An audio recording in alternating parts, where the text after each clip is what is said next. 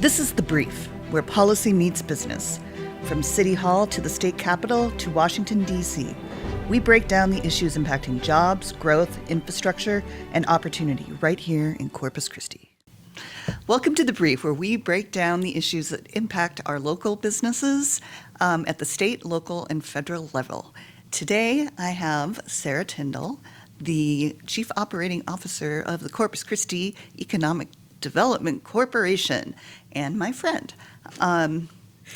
Thank you. Partner in crime. Yes. Partner in crime. Other titles. Thank you for being on. I'm so happy to be on. I'm glad we're not talking about underwear. I saw that it was called The Brief, and I was a little concerned. I'm actually thinking about changing it to What Are We Doing? What are we doing? What are we up to? Because I feel like all we do is talk about water. So, yeah. But you have some news about the other C word, as I like to call it, curtailment. Curtailment.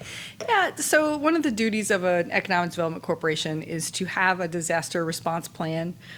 We've always had it as part of our business retention and expansion program. Mm-hmm. So we have a list of contacts that's the emergency contact for all the local businesses. And when there's any kind of an event, a hurricane, or even the water boil crisis that we've had in the past, one of our purlieus is to reach out to the business community, find out what their concerns are, and help them to address them. So we did a Harvey response website with all the different local, state, and federal resources on it.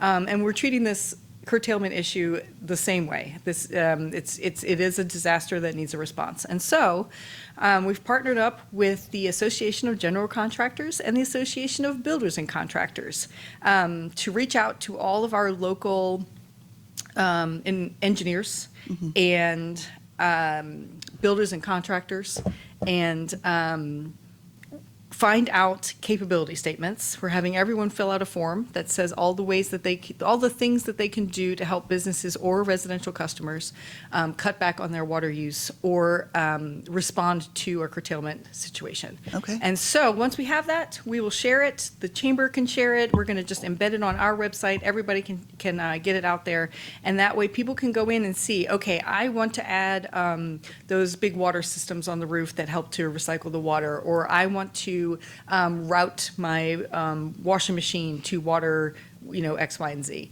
And so we'll have a list of local folks that can do that for you, so that we keep the money flowing in our local community, and then also we really want to mitigate the impact that this will have on businesses. That is an outstanding answer. And it was too long, though. But it yes. wasn't. No, you had a lot to cram in there, a lot to explain, and it actually makes me feel a little bit better, because things have gotten a little dire out there. They have. And the wonderful thing, though, about Texas in general, and Corpus Christi in particular, and the private sector especially, is that when it's crunch time and things have to be done, we're ready to get some stuff done. So yes, I think we got that message. Well, at least I'm hoping that the right people got the message. Yes. So, anyway, looks like we're going to have another interesting council meeting next week. So we will all look forward to that. I'm sure we'll be doing some kind of follow-up. Yes, if you're a local business leader and you want to make your voice heard, now is the time. Now is the time. Now is the time. Get yourself to public comment. Write an email to your representative on council and get your voice out there. It's crisis time. It is. It is. But the wonderful thing about our local leadership is that they have continuously asked us to make sure that the community knows what's going on, and they're getting their feedback. So yes, sometimes it's a lot of feedback, but that's the great thing about our process, is you're able to do that. Well, and communication is just hard. When you're trying to get a message out to people, even one as important as this one. Yes. It's just really hard to, disseminate the correct information. Correct. Like even today at our infrastructure committee, some guy raised his hand and he's like, "How did we get here?" It's like, oh God, where do you want to start? Back in 2012. Yeah. A committee met. Yes. Yeah. Yeah. So it's a lot. So I am really happy to announce that the EDC is going to partner with us again on our trip to Washington, D.C., CBDDC. That's going to be in June, 8 through 10. Sorry, not that many days. I love y'all, but That's a lot of days. it's a lot of days. So June 8th through the 10th, we'll be storming the Capitol, getting our message heard. It's a wonderful opportunity for all of us to come together and meet with legislators and then others up there to talk about the concerns of our community. And I feel like you guys have done such a fantastic job of making that more and more and more impactful and beneficial each year. So we're always so glad to go up there. I wanted to go during cherry blossom season, though. Can I just say that yet again we miss the blossoms. It's this is a funny year. There just was no perfect time to go, so Never fear. I had to go last week for a leadership conference, and it started to snow on me, so I hopped in somewhere and bought the ugliest umbrella ever. That is covered in cherry blossoms. So I came home with cherry. You got your cherry blossoms. I did. Thank goodness. Yes. I got there. Good. But I am excited about this year. I think we're still breaking everybody up into issue teams. That is the plan. We're going to have Yes. our first working group meeting at the end of the month on the 27th, I think. So Sarah's team's always the funnest. It's probably true. Yeah, but it's wonderful that we do that. So everybody who signs up gets a chance to pick the issue that is the best fit for their business or occupation, and then we divide and conquer. And I loved it because usually we meet with our leaders, Ted Cruz and John Cornyn and Michael Cloud and Vincente. But with the issue teams, we got to meet with people from other areas, but who were on committees or had issues that it directly impacted our region. So I met with the folks on the Transportation Committee to talk about how important the I-69 corridor is to us. And we just got a request for a letter of support this week from some of those folks saying that, we're looking at the 44 corridor part of the I-69 corridor. And so, when you make those connections, those continue even after you go back home, and then session to session. So Yes. it's making connections for our community with folks, and it's wonderful to see it as it unfolds. Yes. And we have a little fun while we're there, too. We do.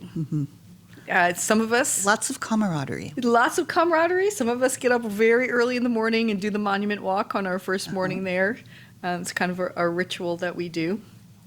And so if you want to walk too fast with Darcy Schroeder from Valero, you meet downstairs at 6 a.m. Nice. Yeah. She walks too fast. Too fast. Too fast. Like speeding ticket? Like almost like are we Inhuman. running? What is happening right now? But you see it all. You see it all before it's time to go upstairs and put on your clothes to suit up for the day. That's right. Yeah. Cool stuff.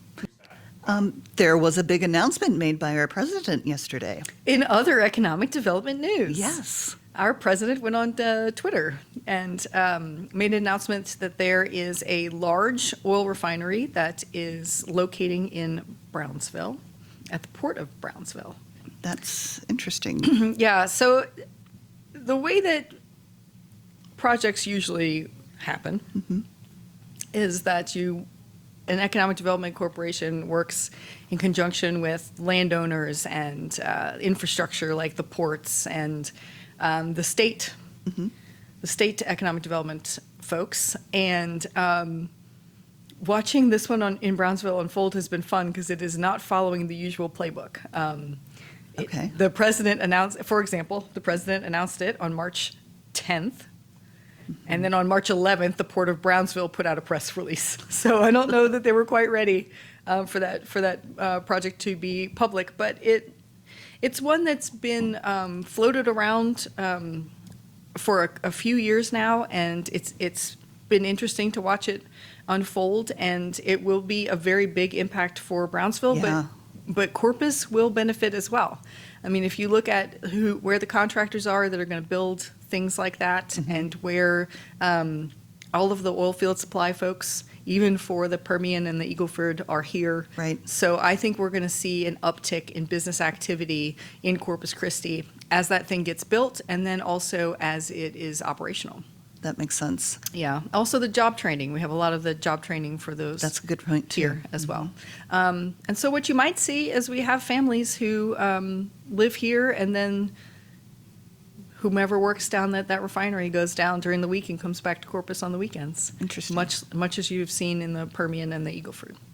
But it's anytime you bring new refining online like that, it's great news for the Gulf Coast. Absolutely. Didn't read how many jobs it's going to support. Did you? They're saying 500, Okay. which is That's a round number. If you look at our refineries here, they 250 to 400 is about a number. So I'm assuming it's going to be in that range. Okay.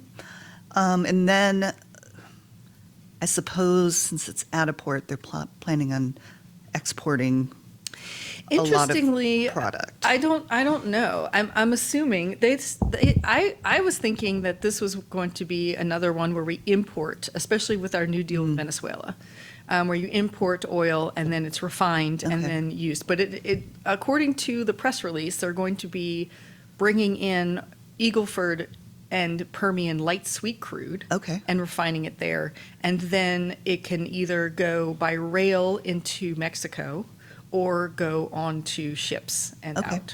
out. I believe that the company that they've signed the offtake agreement with is Indian. So I'm assuming that a lot of it will go to India. Okay. But that's me just assuming. And you know what happens when you assume. That's correct. That's correct. We'll call it an educated guess, but it is definitely a guess. Yeah, it's a good one, though. Yeah, the Port of Brownsville